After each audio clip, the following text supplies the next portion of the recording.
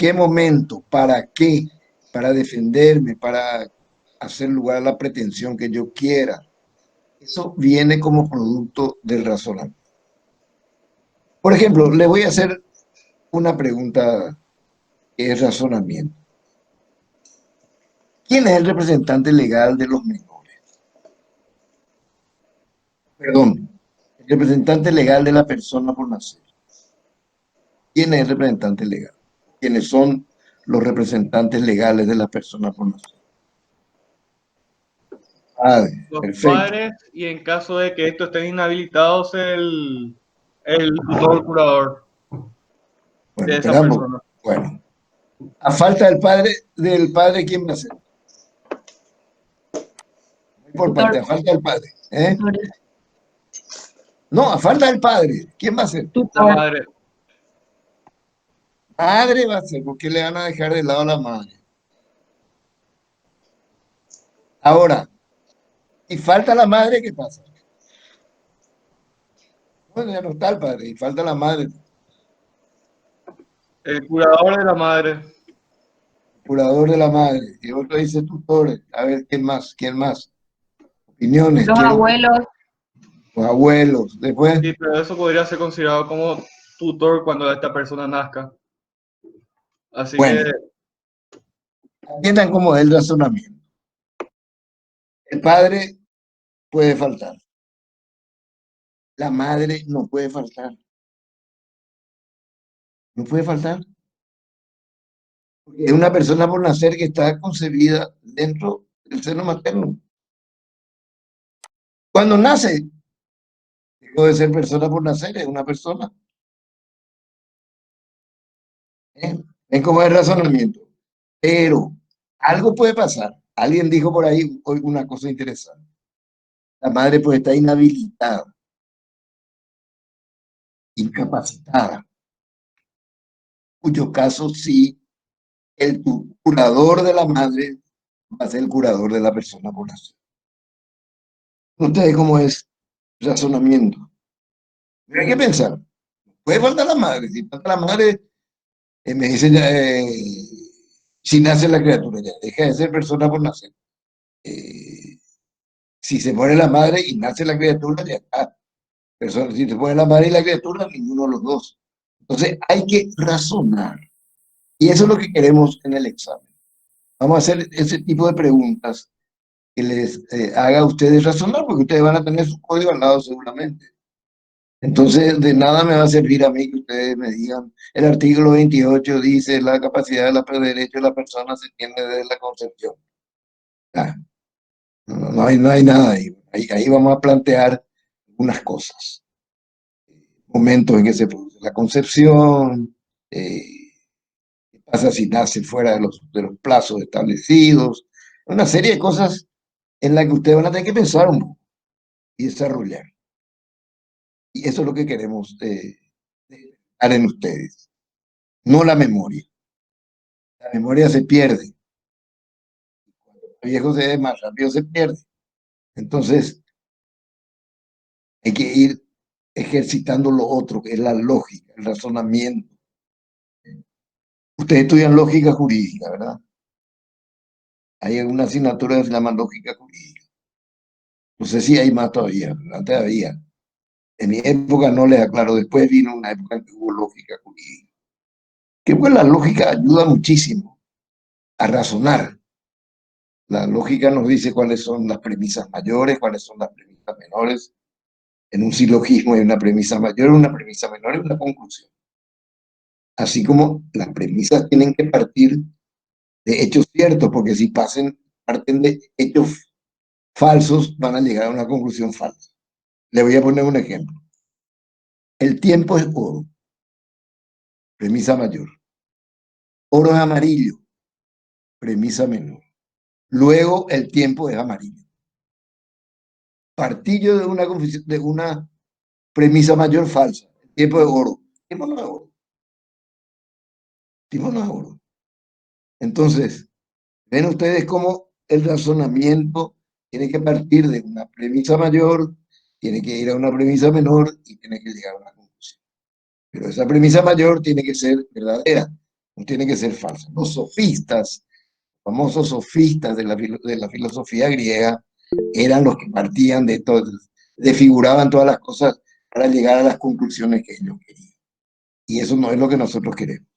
Nosotros en el derecho necesitamos certeza, en el derecho necesitamos seguridad, en el derecho necesitamos que las cuestiones se desarrollen con cierta lógica, que de lo contrario no vamos a poder construir un relato.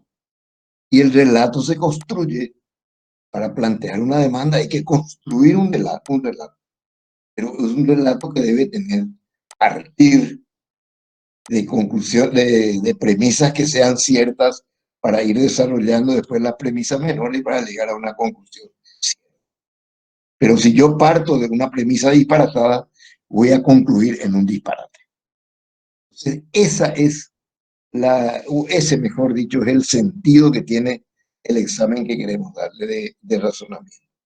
¿Tiene alguna pregunta al respecto? Y después entramos ya en la de la clase. Haga todas las preguntas que quieran. No hay preguntas. Entonces, en la clase anterior habíamos hablado de, dentro de los regímenes patrimoniales del matrimonio, habíamos hablado de las clases de bienes establecidas en la ley 1/92. Y hablamos en primer lugar de los bienes propios. Hicimos el desarrollo de los 11 incisos que comprende el artículo 31, que habla de cuáles son los bienes propios. Ahora vamos a ir al artículo 32, nos habla de los bienes gananciales. Estos bienes gananciales se generan a partir de que un matrimonio se realiza bajo el régimen de la comunidad de gananciales. Entonces ahí estamos partiendo de la existencia de un régimen patrimonial de la comunidad de gananciales. Y ven ustedes que en esta comunidad de gananciales ya vieron la naturaleza jurídica, vieron que es un patrimonio indiviso que está conformado por todos los bienes que se van adquiriendo después de la celebración del matrimonio. Y es un régimen que se llama supletorio, porque si las partes se olvidaron o el encargado de celebrar el matrimonio, el oficial público del registro civil, se olvidó de plantear qué régimen patrimonial van a adquirir, entonces ustedes ven que se aplica este régimen supletorio, que es el régimen de la comunidad de ganancias. Entonces vamos a ver ahora cuáles son esos bienes gananciales. Vamos a ir desarrollando los 5 incisos que establecen nuestro código al respecto, nuestra ley 1/92, que es modificatoria del Código Civil.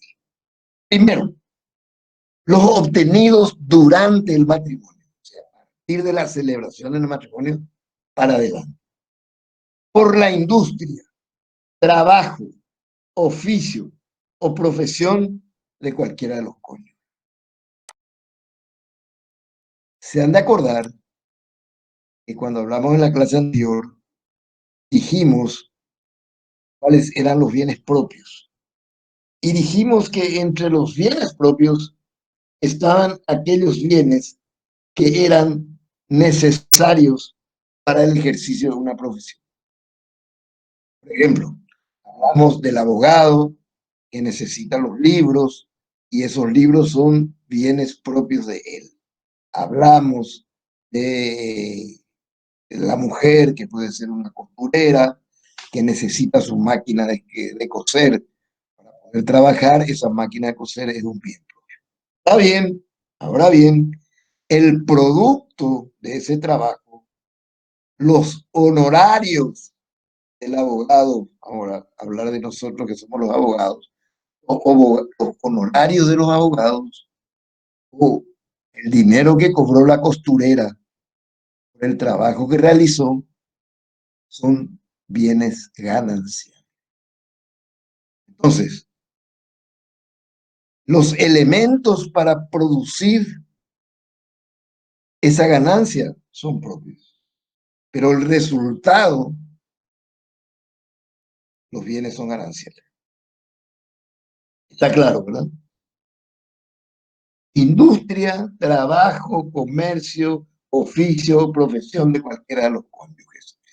Es amplísima la gama de personas, prácticamente están todas incluidas, porque con la industria hay alguien que transforma una cosa en otra para venderla. Es el que hace una industria, uno compra el hilo y perdón, estoy dando clases, te llamo enseguida. Y la, el trabajo es el que se desarrolla en cualquier actividad. Puede ser en relación de dependencia o puede ser por cuenta propia. Si es en relación de dependencia, es un trabajo que tendrá sus normas que rigen esa relación. Si es por cuenta propia, él es el dueño de su trabajo, de modo que él fija los horarios, él fija la cantidad de horas que va a trabajar, él fija el monto de las utilidades que va a percibir, él fija todo y hace todo lo que quiere. Oficio, profesión, oficio, el abogado, profesor, profesión, el plomero. El abogado tiene una profesión, el plomero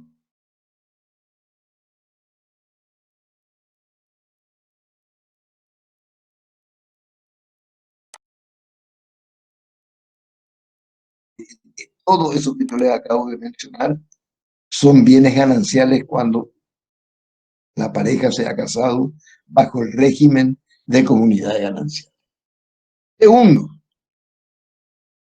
los obtenidos a título oneroso a costa del causal común, tanto si se hace la adquisición a nombre de ambos cónyuges o como cuando se hace a nombre de cada uno de ellos solamente. Y acá se da un caso que es frecuente. Generalmente se pone a nombre de uno solo de los cónyuges. A veces viene el marido y le dice a la esposa, mira, aquí te traigo este auto de regalo. Pero el auto se compró bajo el régimen de la comunidad de gananciales, con dinero de la comunidad, por lo tanto, es de los dos. La mitad nomás le está regalando teóricamente, la mitad indivisa. Y al final no es un regalo, sino que forma parte de ese conjunto de bienes que en un momento se va a dividir. En el mejor de los casos se va a dividir cuando se muera uno de los cónyuges. Y en otros casos, en un divorcio, o finalmente una pareja muy bien avenida, una pareja que está perfectamente bien en la parte emocional, en la parte personal, pero un día dicen, bueno, ¿por qué cada uno no maneja su dinero? Y bueno, vos manejas los tuyos, yo manejo los míos. Y promovemos un juicio de disolución de la comunidad de gananciales. Y ahí esos bienes que estaban en un conjunto, que eran un todo indiviso, se van a dividir por dos.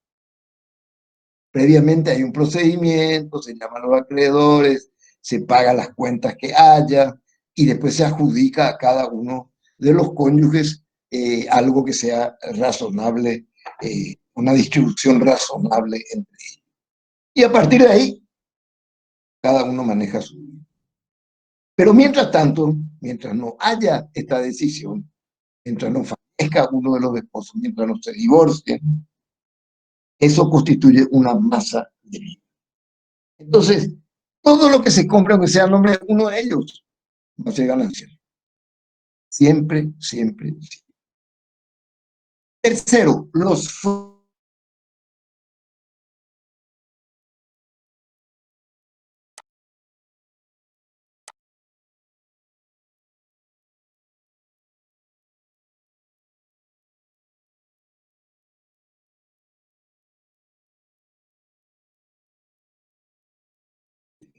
son los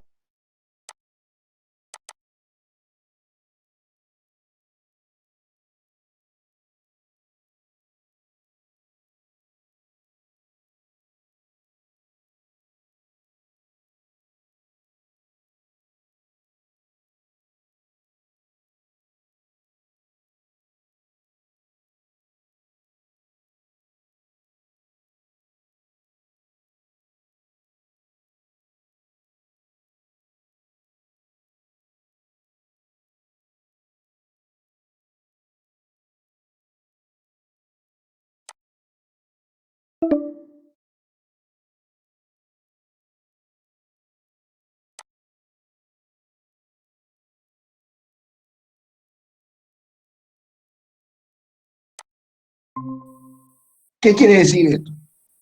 Quiere decir que si yo tengo una casa en alquiler, que es mía propia, el alquiler, que es el fruto civil de esa casa, es ganancial.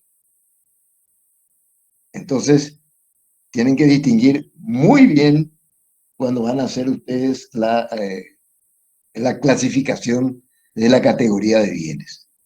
Pero este va a ser un tema de pregunta el día que tengamos que rendir el segundo examen, porque esto ya no va a entrar en el primero.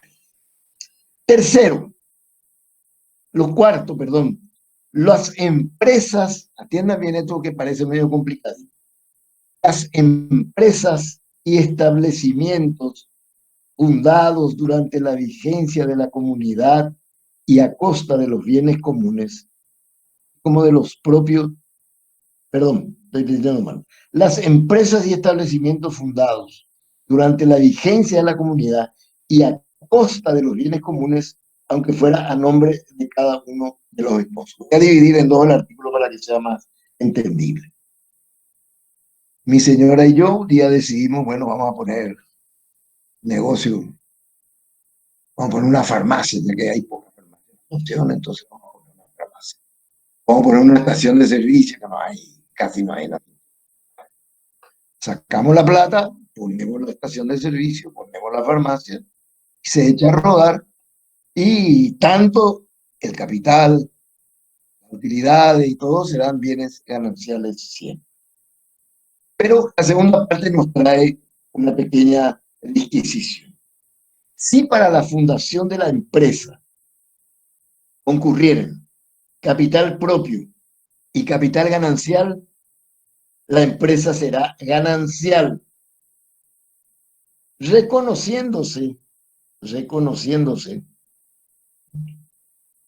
al titular del aporte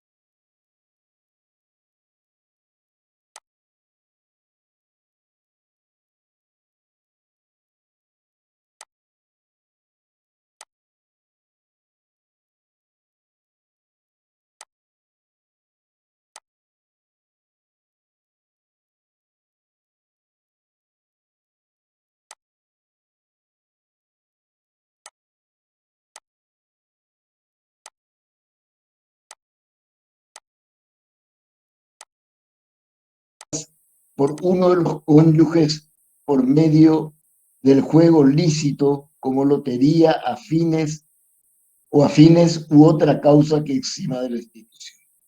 Bueno, aquí tenemos el loto bingo, la quinela, todos esos juegos que están permitidos y autorizados por una institución que se llama la CONANSJAR, que es la Comisión Nacional de los Juegos de Azar, que es la que establece las medidas o los límites o la forma o el procedimiento en virtud del cual estos juegos se hagan. De modo que si yo me voy a la esquina, al quinielero que está sentado ahí, y compro una quiniela, yo la verdad que nunca jugué, así que no sé cómo se hace. Pero bueno, supónganse ustedes que yo sé, me voy, compro y gano la quiniela. El producto, el producto de lo que yo gané, va a ser ganancial siempre. Hay derecho de restitución. Me decir, no, yo compré de mi plata, lo compraste de tu plata. Siempre, siempre, siempre va a ser ganancial. ¿Por qué? Porque es una cuestión de azar. ¿El azar qué es? La suerte, el alea. Entonces, como entra la suerte, como entra el alea, simplemente a fin de evitar cualquier tipo de problema, dice, bueno, todo lo que provenga de juegos lícitos o autorizados por la ley.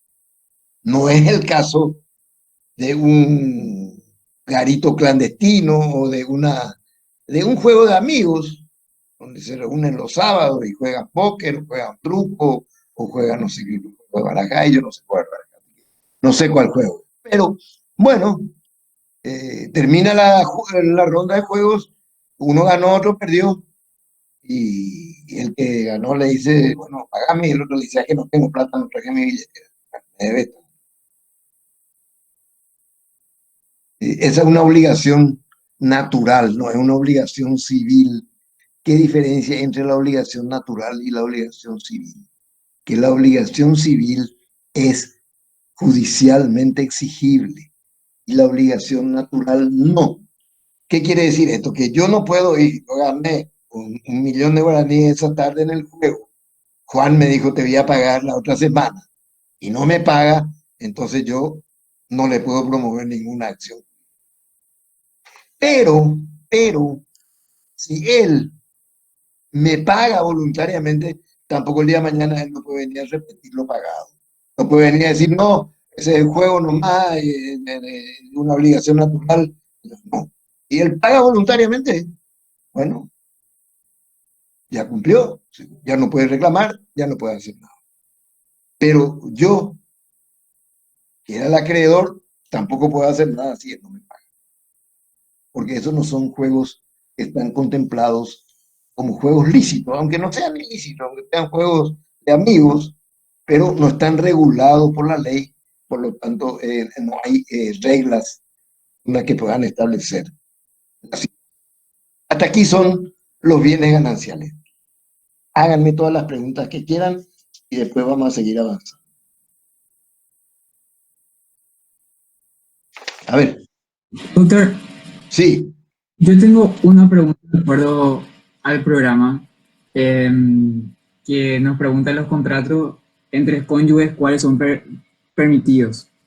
los Em, contratos entre cónyuges, los Cónyuges, discúlpeme. contratos entre cónyuges no están permitidos. Aún separado de bienes, aún separado de bienes, los esposos, los contratos entre sí no pueden celebrar.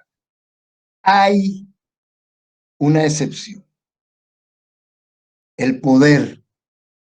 Los cónyuges pueden darse poder el uno al otro para la administración de la comunidad de gananciales.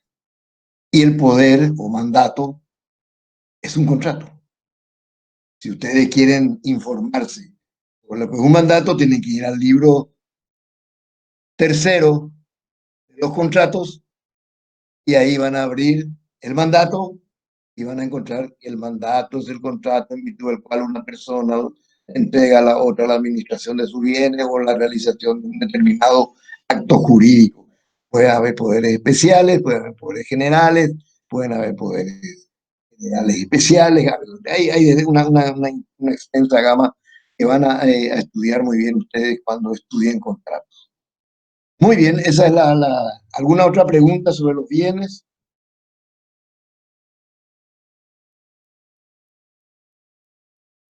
Acá hay un artículo también importante, que es el 34 y que es importante para nuestro país, porque nuestro país es un país que tiene muchos ganaderos. Creo que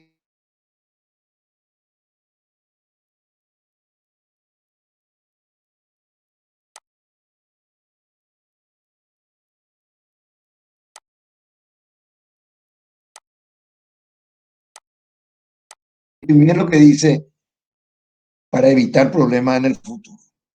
Se reputan gananciales las cabezas de ganado que al disolverse la comunidad excedan al número aportado por uno de los cónyuges en carácter. Resulta que yo soy ganadero y me caso. Cuando yo me casé, tenía 100 cabezas. Las vacas se reproducen, a veces hay alto índice de aparición, a veces hay 80, 70, 50, 60%, depende de cada cuestión. Entonces, ¿qué pasa ahí? Si al disolverse la comunidad hay 120 cabezas, ¿sí? La cantidad que exceda se considera ganancial. Esas 20 cabezas son gananciales. Y esas 20 cabezas tendrán que distribuirse entre los dos de igual. Porque dice la ley, las cabezas de ganado que al disolver la comunidad excedan al número aportado por uno de los esposos al momento de la comunidad de ganado. Entonces ven ustedes que es muy, muy importante este artículo 34 para nuestro país, sobre todo por la cantidad de... Y otro artículo importante es el que viene ahora con relación a la administración de la comunidad. Y esta es una cuestión bastante mal redactada por nuestros legisladores. Porque dice que corresponde a ambos, estoy leyendo el artículo 40 para los que tienen ahí a mano el código, que sería bueno que lo tengan todos, corresponde a ambos cónyuges, conjunta o indistintamente a cada uno de ellos, la gestión y administración de los bienes gananciales. Cuando para la realización de un acto de administración de los mismos, uno de los cónyuges no pudiera prestar su consentimiento o se negara injustificadamente a hacerlo, el otro podrá requerir autorización del juez, quien la concederá previa justificación. Vamos a ir por parte porque el artículo es demasiado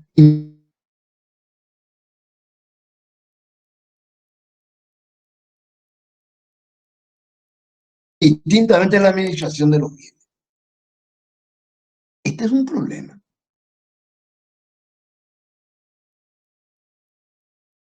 Puede que ambos hablemos, seamos un matrimonio que habla mucho entre ellos, que hay buena onda, como dicen los jóvenes ahora.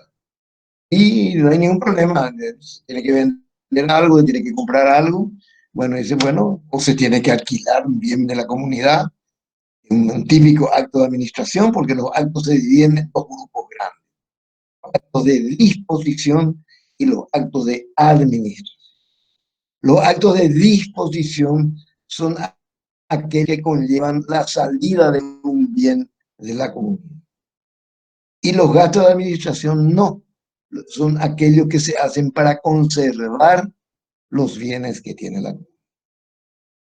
Una gran diferencia. En ambos casos, cuando la administración es conjunta, bueno, nos encontramos con este problema, por ejemplo, es hipotético, estoy hablando de una hipótesis. Tenemos una casa para alquilar. Soy administrador, mi señora también, porque la ley dice conjunta, entre los dos juntos quiere decir eso, o indistinta, cualquiera de nosotros quiere decir eso. Entonces, me voy yo y le alquilo a Juan Pérez la casa para que entre a vivir el 1 de junio por 100.000 guaraníes. Y sin que yo sepa, mi esposa, ni que ella sepa que yo hice eso, ella va y le alquila a Pedro López la casa por 90.000 guaraníes el día de 1 de junio. Llega el 1 de junio, vienen todos con su carrito y su mueble para ocupar la casa, y resulta que nos encontramos que hay dos contratos, ambos válidos, porque la locación es un acto de administración, por lo tanto, es un acto que cualquiera de los dos podemos hacer.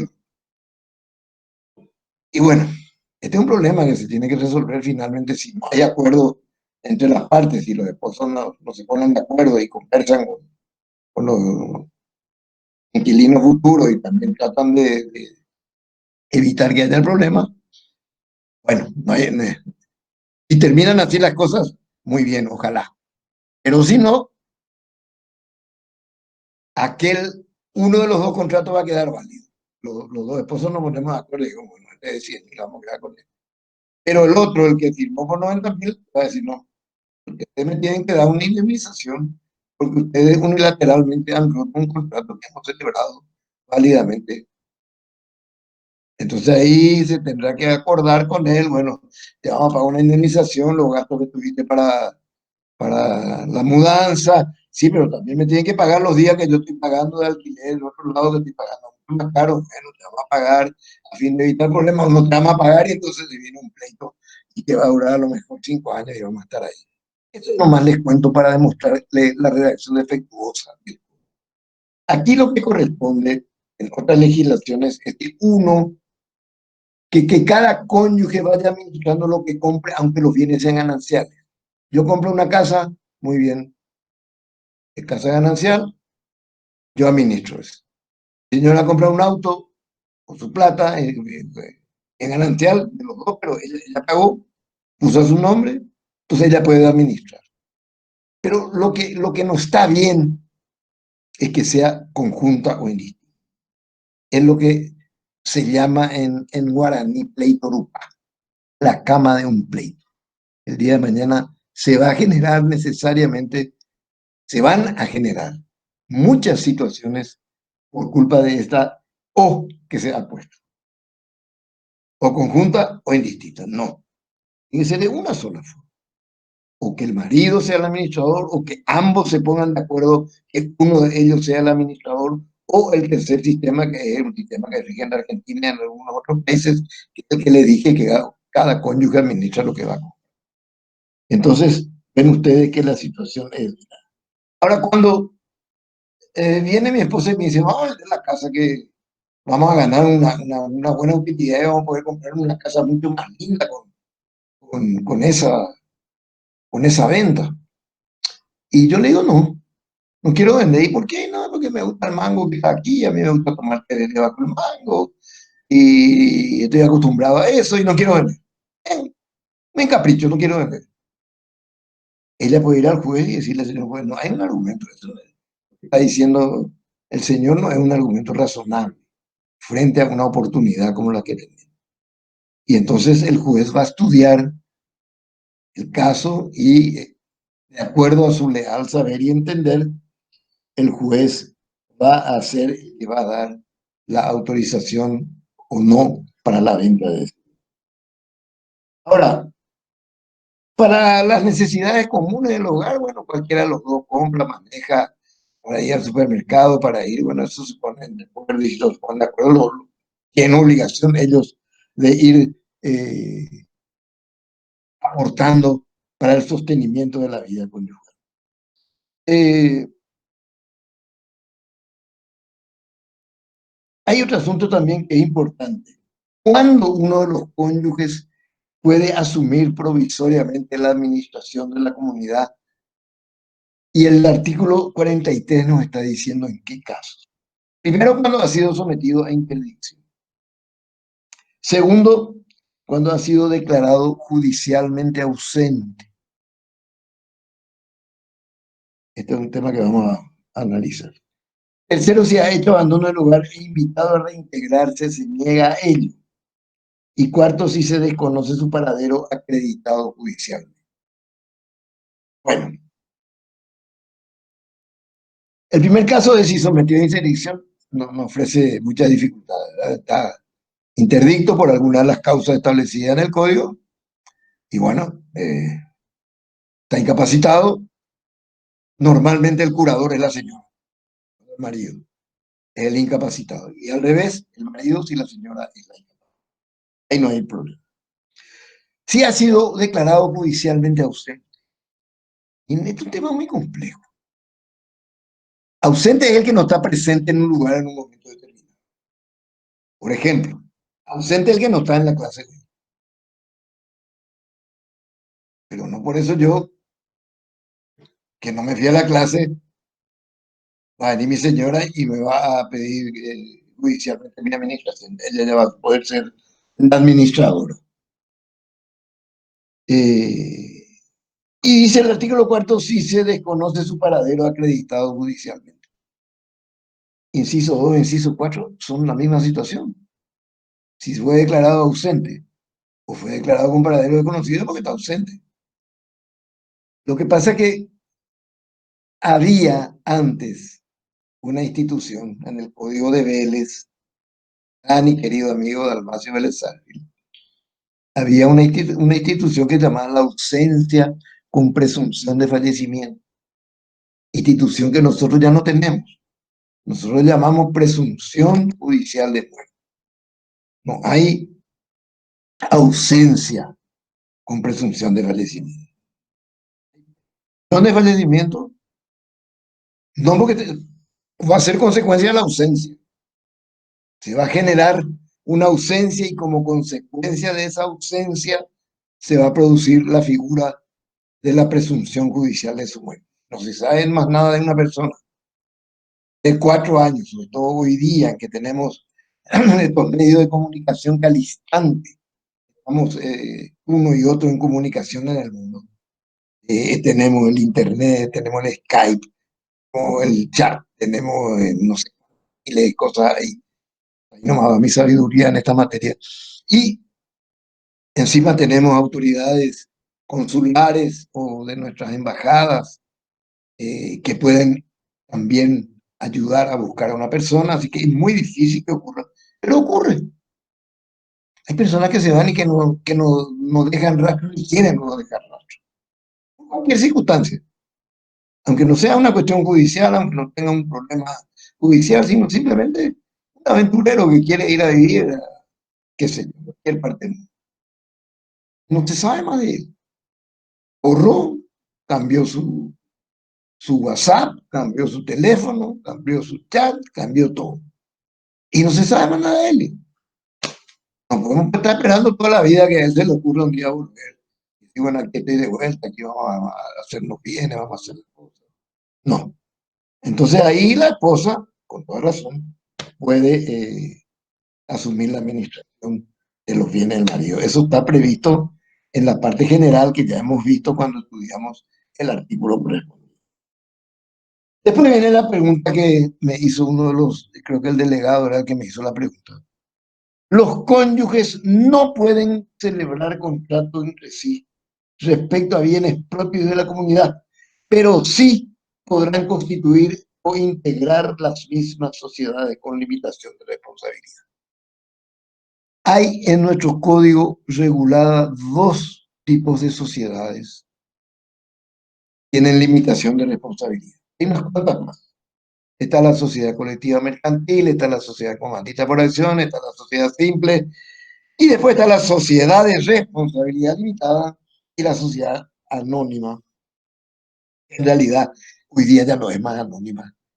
Antes era anónima porque el dueño era el que tenía la mayor cantidad de acciones que podía ser el portador. Entonces, el que aparecía a la asamblea con las acciones era el dueño. Pero le podía mandar a su secretario, le podía mandar a cualquiera, ¿eh? Empleado, que sea el que se presente y después ejercía los derechos como le correspondía. Muy bien. Hoy día ya no hay más sociedad, todas las acciones deben ser nominativas, deben estar a nombre de una persona. Cualquiera sea, aunque se llame sociedad anónima, en realidad en otros países ya ha cambiado. En España se llama sociedad limitada, en Italia se llama sociedad por acciones, en Alemania se llama Gesellschaft, dice sociedad por acciones, y bueno, y así en cada lugar se le da un nombre diferente. Ya no se llaman más sociedad anónima. Acá todavía conservamos el nombre anónima, pero no son más. En estos 2 últimos casos, sociedad de responsabilidad limitada y sociedad anónima, sí hay limitación de responsabilidad. ¿Qué quiere decir eso? Quiere decir que uno no responde con sus bienes propios de los negocios de la sociedad. Pongamos una sociedad de responsabilidad limitada que tenga 2 socios, el esposo y la esposa. Y bueno, se dedican a la compra y venta de cualquier cosa. El día de mañana les va mal, no pueden más tener la empresa y bueno, quiebran, pero ellos no responden con sus bienes propios, sino hasta el monto de lo que aportaron. Si cada uno puso 1.000.000 de guaraníes para capital de la sociedad, pues hasta 1.000.000 tendrá que soportar. Y si ya no hay más capital, y bueno, paciencia, lo lamento, los que contrataron con ellos hicieron un mal negocio y tendrán que mandar a pérdida su obra realizada. Entonces ven ustedes que en el caso de la sociedad anónima es la misma cosa. Hasta el monto de lo que yo aporté para comprar acciones es lo que yo soy responsable. Hasta lo que puse ahí. Una vez que puse, es la sociedad la que maneja el capital. Y si el día de mañana la sociedad quiebra, pues lo lamento. Ya no voy a poner yo de mi plata, porque es claramente la disposición del Código con relación a la sociedad anónima, que dice una separación de patrimonios entre los socios que la integran y la sociedad. Una separación de patrimonio de la sociedad es uno, el patrimonio de las personas que la integran. Muy bien. Creo que estamos llegando a la hora, Arguello, para no cansarle mucho. Hay uno que está por dormir ya y él está mirando y veo. Depende de vos, doctor. Ahí, bueno, yo también ya estoy cansado. ¿Qué les parece? Excelente Bueno, la clase, doctor. quedamos acá entonces. Quedamos para el jueves, para el lunes. Ahí vamos a hablar de la última parte de la administración de los bienes, de las cargas de la comunidad, que son muy pocas. Y hay un tercer tipo de bienes que sí les voy a decir antes de ir. Sí, y Otro la error. disolución. ¿Eh? La disolución. No, antes, claro, vamos a hablar de la disolución. Pero antes vamos a hablar, dijimos que habían tres clases de bienes. Los bienes gananciales, los bienes propios y los bienes reservados. A ver si alguien de ustedes se acuerda de derecho romano cuando vimos los bienes parafernales. A ver, ¿alguien se acuerda? Bienes Doctor, parafernales. ¿Eh? creo que A eran ver, los bienes en donde el pater familia le daba la administración a un hijo, pero la ganancia se iba otra vez para el pater familia. le daba a la mujer la administración, que era lo que no quería. A la mujer, discúlpame. Entonces, los bienes reservados, ¿por qué se llaman reservados? ¿Qué es lo que se reserva en un bien para que se llame reservado? Se reserva la administración. ¿Qué quiere decir eso? Que yo le voy a dar a mi hijo un bien determinado, cuyas utilidades serán gananciales, no se olviden, aunque lo que yo le dé sea una donación y sea propio el capital, las utilidades van a ser gananciales y la administración va a ser común. Pero yo puedo decir, este va a ser un bien reservado. ¿Qué es lo que me reservo? La administración. Entonces, esto va a ser de mi hijo con cargo a que él sea el administrador de ese bien. Pero al tiempo de liquidar la comunidad, ese bien será considerado de acuerdo al origen que tenga. Si fue una donación, será un bien propio del cónyuge donado. Y si fue la adquisición de un bien por otro método, que simplemente ambas partes resolvieron que sea un bien reservado, pues bien, se liquidará también como ganancial o como propio de acuerdo a la categoría que tenga. ¿Qué le digo que hay un error? Porque los bienes reservados, generalmente las legislaciones que establecen bienes reservados, es porque el marido tiene la administración de los bienes, como era antes nuestro primer código de Vélez. El marido era el administrador. Podía comprar, un acto de disposición de la administración, vender, alquilar, hacer lo que quiera. Conservar la cosa, hacer lo que quiera. Pero cuando ambos son administradores, no tiene sentido. Entonces eso va a proteger a la mujer en un momento dado. Pero acá se puso, como lo que se buscaba, les conté la historia, el feminismo, etcétera, etcétera, de buscar la igualdad, y bueno, ahí viene el propio del marido, ahí viene el propio de la esposa. No tiene mucho sentido. La verdad que en la práctica no van a haber muchos. Bueno, entonces, esto está establecido en el artículo 75, de los cuales vamos a hablar más largamente en la próxima clase. Ahora quiero escuchar las preguntas de ustedes y una vez